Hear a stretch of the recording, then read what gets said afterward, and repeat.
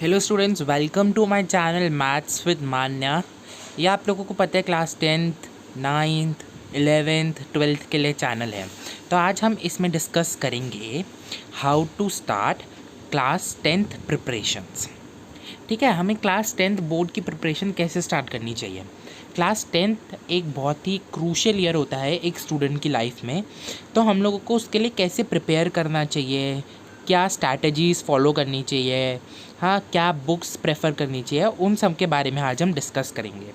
ठीक है, हम ऐसे मान सकते हैं क्लास 10th एक पड़ाव है आपकी ज़िंदगी का जिसे आपको बहुत अच्छे नंबर से पास करना है। ठीक है, तो पहला जो है हमें स्टेप बाय स्टेप मूव करना है। हमें ये नहीं कि एकदम ही रेफरेंस बुक्स पे चले जाए, स्टेप बाय स्टेप एकदम कॉन्सेप्ट अंडरस्टैंडिंग से प्रॉब्लम सॉल्विंग से डाउट क्लियरिंग तक स्टेप बाय स्टेप चलना है। फिर आता है NCERT should be our priority.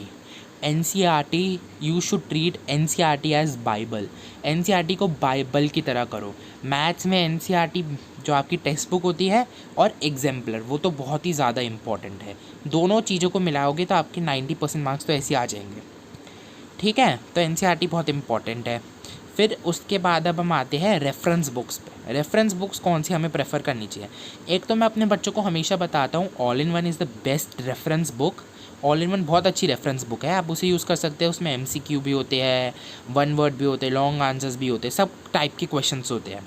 ठीक है, फिर RD शर्मा मैं प्रेफर करता हूँ कुछ ही टॉपिक्स के लिए, जैसे ट्रिग्नोमेट्री है ये और हमारा ट्रायंगल्स APGP है उसके लिए। और together mathematics is for quick revision. आपको जब अपने आप को टेस्ट करना है तो टुगेदर विद मैथमेटिक्स आप यूज़ कर सकते हैं। ठीक है, और इन सबका लेटेस्ट एडिशन अब जो है एग्जाम्पल हम लोगों को बहुत फ्रीक्वेंटली करने हैं।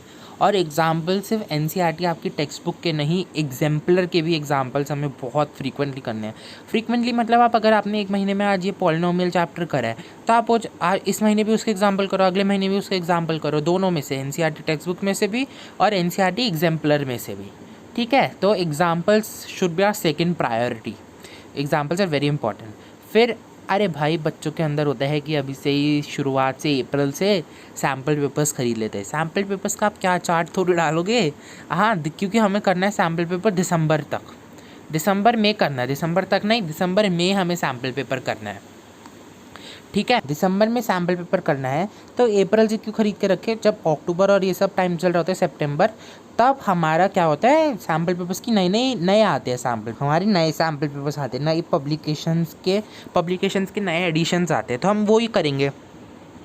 ठीक है, और फिर दिसंबर तक सैम्पल पेपर करने का मतलब हमारा नवंबर एंड या अक्टूबर तक तो सिलेबस ख़त्म होना चाहिए। मैं तो अपने स्टूडेंट्स को बोलता हूँ अक्टूबर तक ख़त्म हो जाए तो बहुत ही अच्छा रहेगा, क्योंकि रिवीजन के लिए आपको जितना टाइम मिलेगा उतना अच्छा है। ठीक है, तो ये हो गया हमारा सैम्पल पेपर्स की बात। अब at the last, always believe in your self, be focused, be target oriented. आपको किसी की बातों से डिप्रेस नहीं होना। अपने फर्स्ट प्री बोर्ड के रिजल्ट से तो कभी भी डिप्रेस मत होना, कभी डिप्रेस मत होना अपने फर्स्ट प्री बोर्ड के रिजल्ट से।